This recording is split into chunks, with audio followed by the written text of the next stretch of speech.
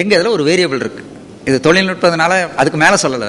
ஒரு வேரியபிளில் வந்து 0, 1, 2, 3 4 வேல்யூ எடுக்க முடியும். எது வேணால் வரலாம். அப்படி தான் வச்சுருந்தோம். அப்போ பார்த்தோம் எதுக்கு வரணும், இது இவ்வளோ 4 அவசியமா அப்படின்னு பார்த்தோன்னா கடைசியில் பார்த்தா 0, 1 போதும். 3 இந்த 2, 3 எடுத்துடலாம்.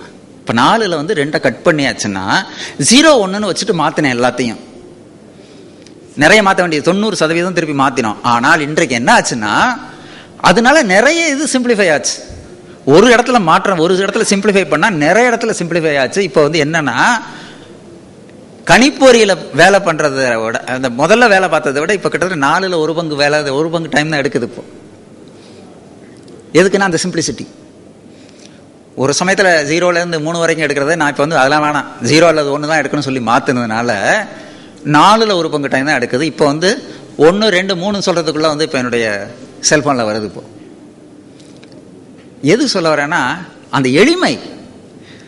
நேராக பண்ணுறதை வந்து எளிமையாக பண்ணோன்னா எப்போதுமே நேச்சர் ஆல்வேஸ் ஆப்டிமைசஸ்ன்னு சொல்லுவாங்க. இயற்கையாக இருக்கிறது வந்து எளிமையாக இருக்கும், அதுதான் சிறந்ததாகவும் இருக்கும். அதுதான் இந்த நேச்சுரல் லா ஆஃப் செலெக்ஷனில் அப்படி வருது. அதனால தான் சொல்கிறேன். இப்போ இந்த யூனிகோட இப்போ இந்த உதாரணம் ஏன் சொன்னேன்னு புரியுது இல்லையா? எல்லாத்தையும் வந்து நான் தலையை இப்படி தான் தொடுவேன் பண்ணிகிட்டு இருக்கும்போது வரக்கூடிய ரிசல்ட்டுக்கும் நேரடியாக ஒரு கீன்னு இருந்ததுன்னா 4 பிட்டு எடுத்தாச்சுன்னா அதில் வந்து ஈ இருக்குன்னு தெரிஞ்சோம். அடுத்த 5 பிட்டு எடுத்தாச்சுன்னா அதில் கா இருக்குன்னு தெரியும். எளிமையாக பண்ணக்கூடியதுனால தான் இந்த டேஸ்ட்னால பண்ணும்போது நிறைய ஆராய்ச்சிகள்லாம் பண்ணோம். எல்லாத்துலேயும் வந்து டேஸ்ட் வந்து நிறைய பர்சன்டேஜ் வந்து கூட வரும். அட்லீஸ்ட் ஒரு 20% கூட வரும். இந்த டேட்டாவை உள்ளே வைக்கிறதுக்கு வந்து டேஸ்ட் ஈஸியாக இருக்கும். ஏன்னா ஒர்க் பண்ணும்போது யூனிகோடில் ஒர்க் பண்ணால் என்ன ஆகும்னு உங்களுக்கு தெரியும். டேஸ்டில் தான் ஒர்க் பண்ணணும் ஈஸியாக. ஏன்னா கான்சனன்ட் வவ்வல்னு தான் வச்சுட்டு தான் தமிழ் அடிப்படை அப்படி தான். உயிர்மெய் எழுத்து என்ன வரும்? ஒரு மெய் எழுத்து, உயிர் எழுத்து. இதை அப்படியே எடுத்து டேஸ் ஆக்கியிருக்கோம். அதில் பயன்படுத்தும் போது தான் அதாவது நேரடியாக பயன்படுத்துகிறோம். அதனால் எளிமை வருது. அந்த எளிமையினால் வேகம் வருது. வேகம் வந்ததுனால தான் எங்களால் இன்றைக்கி வந்து செல்ஃபோனில் தமிழை கையெழுத்தறியதை கொண்டு வர முடிஞ்சது. இதெல்லாம் இல்லாமல் இதெல்லாம் மறந்துட்ட நீ எளிமையாலாம் பண்ணக்கூடாது, நீ வந்து எப்போதுமே இந்த என்ன தலையை சுற்றி தான் மூக்க தொடணும் அப்படின்னு சொல்லிட்டு இருந்தால் உதவாது.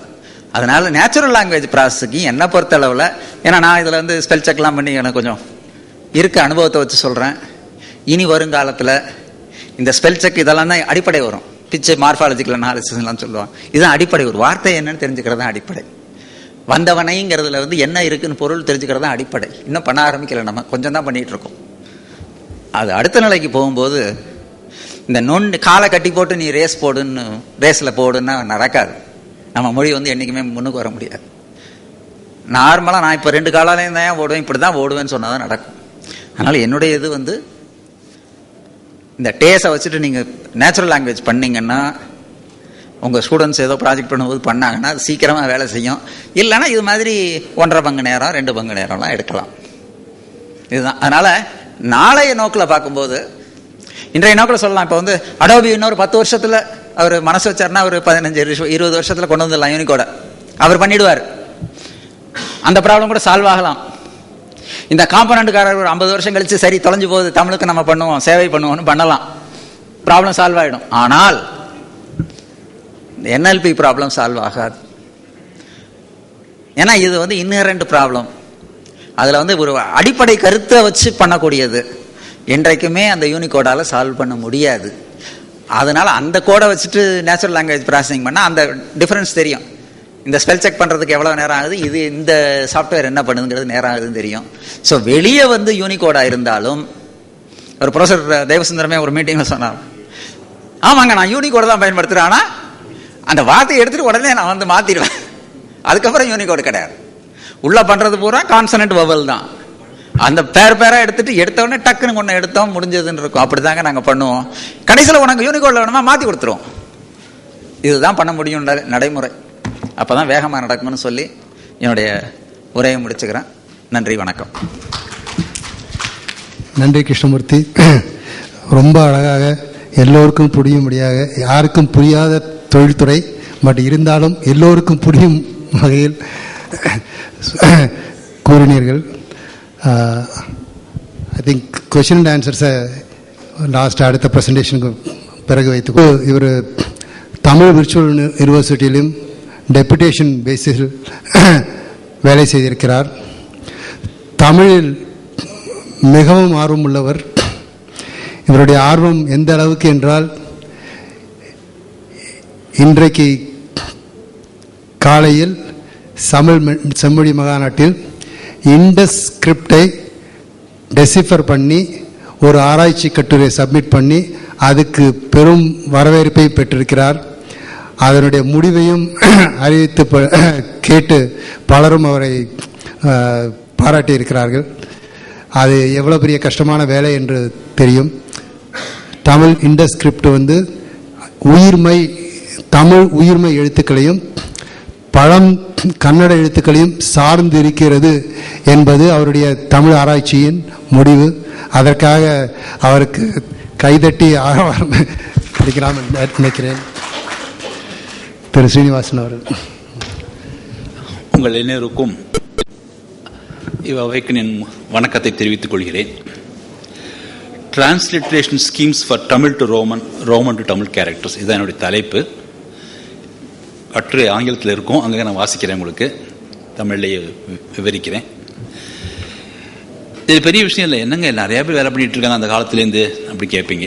ராமன் அப்படின்னா RAAMAN அப்படின்னு எழுதிடலாம். நிறைய பேர் பண்ணியிருக்காங்க. ஆனால் அதில் என்னன்னா, இந்த பல ஸ்கீம்ஸில்